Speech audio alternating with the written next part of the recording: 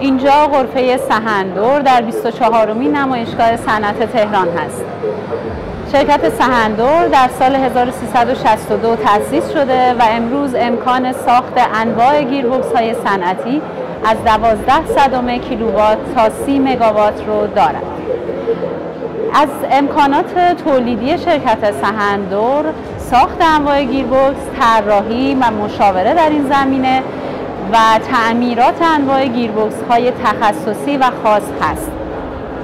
علاوه بر گیربکس‌های حلزونی، ما امکان تولید انواع گیربکس‌های خورشیدی، هلیکال مارپیچ و هیپوئیدی رو داریم و گیربکس‌های افزاینده و کاهنده جزء تولیدات شرکت سحندور محسوب میشن.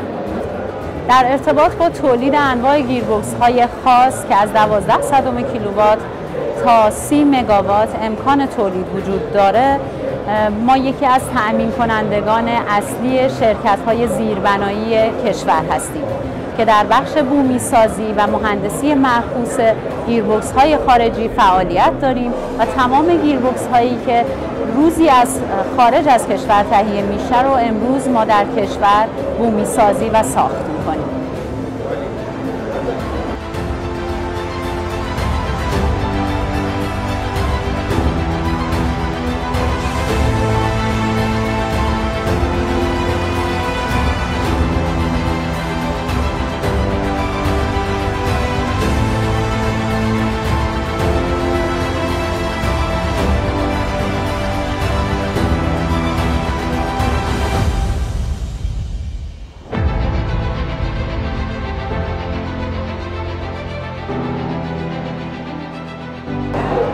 این گیربکس محصول جدید شرکت سحند گیربکس هست.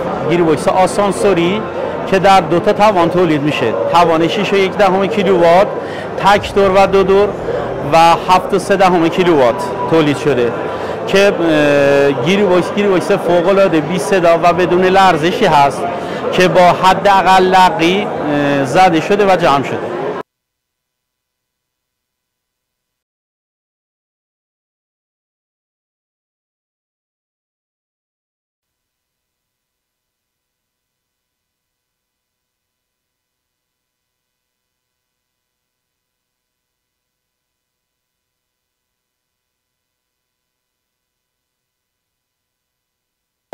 گیربکس‌های سری SM نوعی از گیربکس‌های تخصصی هستند که به صورت روتین در شرکت سحندور تولید میشه و به صورت هلیکال هست. این گیربکس‌ها رو در میزان وسیع شرکت سحندور در هر ماه تولید میکنه و امکان ساخت رو حتی با سفارش مشتریان گرامی داریم. در این مجموعه امکان ساخت انواع قطعات به صورت تیراژ و خاص وجود داره. قطعاتی که به صورت سفارشی برای شما تولید میشه. انواع دنده، شافت، کرامیل و پینیون و دنده های بزرگ تا سایز 6 متر که به صورت تخصصی در شرکت سحندور دنده زنی و سنگ زده میشه.